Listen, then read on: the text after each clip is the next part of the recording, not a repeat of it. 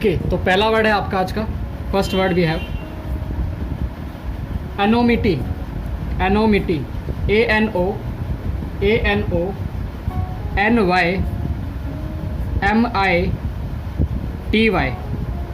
इसे पढ़ेंगे आप अनोनिमिटी। ठीक है, अनोनिमिटी इसका मतलब क्या है, आप इसका मतलब लिखेंगे इंग्लिश में पहले।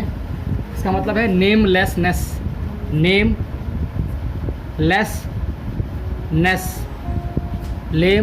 नेमलेसनेस। ओके, तो आपके सामने पहला वर्ड क्या था, वो था एनोनिमिटी। इसका मतलब है नेमलेसनेस। और इसको हिंदी में आप क्या बोलेंगे, हिंदी में आप बोलेंगे अज्ञात। हिंदी में बोलेंगे आप अज्ञात। अगला वर्ड हमारे सामने है, सेकंड वर्ड हमारे सामने है आज का, वो है आपका एंटागोनाइज। Antagonise, ANTAGONISE। सो पहले एक बार आपको फर्स्ट वर्ड एक्सप्लेन करता हूँ दोबारा से। एनोनिमिटी का मतलब क्या होता है। देखिए, एक वर्ड होता है एनोनिमस। एनोनिमस वो इंसान होता है जो कोई भी काम करे बट अपना नाम ना बताए। किसी इंसान ने कोई किताब लिखी, उसके आगे लिख दिया, लास्ट में लिख दिया एनोनिमस, यानी वो अपना नाम डिस्क्लोज करना नहीं चाहता। उसी से बना हुआ हमारा ये वर्ड है, दैट इज़ हमारे सामने है एडजेक्टिव एनोनिमिटी, नेमलेसनेस, यानी उसी नाम से बनाया हमने वर्ड है एनोनिमिटी। तो अनोनिमस क्या है आपका, अनोनिमस का मतलब है आपका कि जो गुमनाम हो, उससे बना आपका एनोनिमिटी। ऐसे ही जो अगला वर्ड लिखवाया मैंने आपको, एंटागोनाइज। एंटा आपका नेगेटिव वर्ड आप जानते हैं पहले से ही, ठीक है। तो एंटागोनाइज का मतलब क्या बन जाएगा, किसी को दुश्मन बना देना। तो यहाँ लिखेंगे इंग्लिश में आप to cause someone hostile. To cause someone hostile. To cause someone hostile, किसी को अपना दुश्मन बना देना। यानी आप हिंदी में लिखेंगे दुश्मनी करना, दुश्मनी करना, दुश्मनी करना। तो ये आपका आज का सेकंड वर्ड था। हम अगले वर्ड पे आएंगे, वो है हमारा थर्ड वर्ड। एंटागोनाइज के बाद हमारा थर्ड वर्ड है, वो है आपका एंटीसिपेट। ANTICIPATE, anticipate. एंटीसिपेट बहुत कॉमन वर्ड है, बहुत जगह यूज़ होता है इसका। एंटीसिपेट का मतलब होता है कोई भी चीज़ पहले से ही एज्यूम कर लेना, ठीक है, सोच लेना। तो आप इंग्लिश में लिखेंगे इसके लिए एक्सपेक्ट और प्रिडिक्ट। एक्सपेक्ट और प्रिडिक्ट, यानी ऐसी कोई उम्मीद करना कि ये होने वाला है, या फिर ऐसा कुछ भविष्यवाणी सा कर देना कि ये होगा। एक्सपेक्ट और प्रिडिक्ट। हिंदी में लिखेंगे आप, इसी का वर्ड है आशा करना। आशा करना। अगर मैं आपको इसका सेंटेंस बताऊं, तो जैसे मैंने बोला आपसे, we are anticipating that the cases of corona virus will get down in upcoming month, यानी आने वाले महीने में कोरोना वायरस केसेस डाउन चले जाएंगे, ऐसी हम आशा कर रहे हैं। तो ये वर्ड था आपका एंटिसिपेट, एक्सपेक्ट और प्रिडिक्ट, आशा करना। अगला वर्ड आपके सामने है, वो हमारा फोर्थ वर्ड है, that is appealed. APPLLED।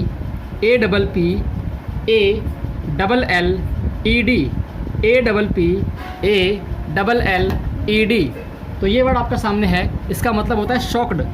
SHOCKED।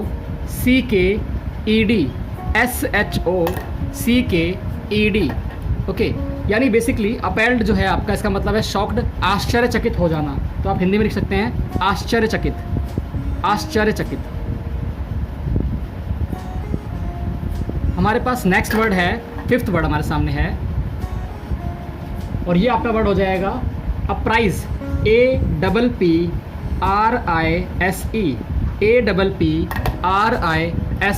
Apprise. And इसका मतलब होता है इन्फॉर्म।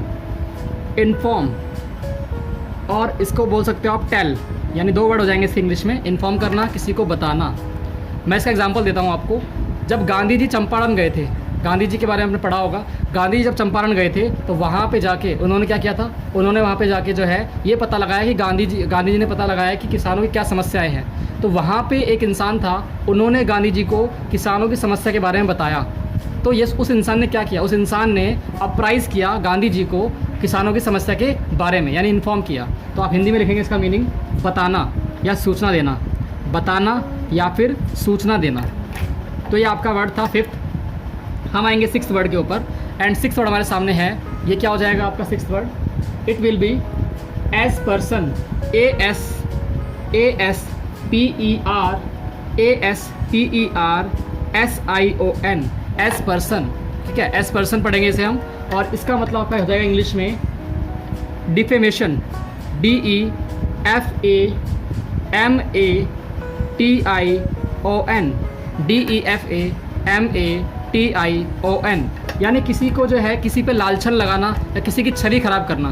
तो आप लिख सकते हैं किसी की छवि खराब करना, किसी की छवि यानी इमेज खराब करना, छवि खराब करना।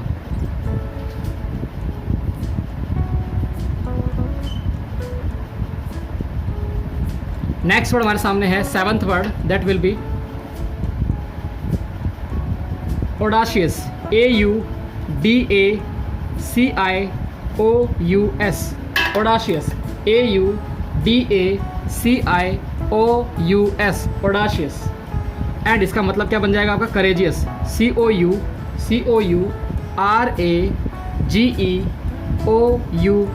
Courageous, COURAGEOUS, courageous. एंड इसका मतलब हो जाएगा हिंदी में क्या हो जाएगा, साहसी, यानी जो इंसान बहादुर होता है उसके लिए हम ये वर्ड यूज़ करते हैं क्या, करेजियस या ऑडाशियस। ऑडाशियस का मतलब है कि वो बहुत साहसी होगा, बहादुर होगा।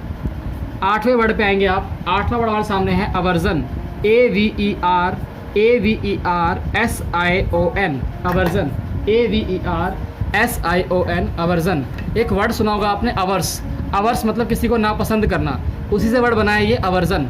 ओके, और अवर्जन का मतलब क्या होता है, स्ट्रॉन्ग डिसलाइक, स्ट्रॉन्ग डिसलाइक, किसी को बहुत ज़्यादा नापसंद करना।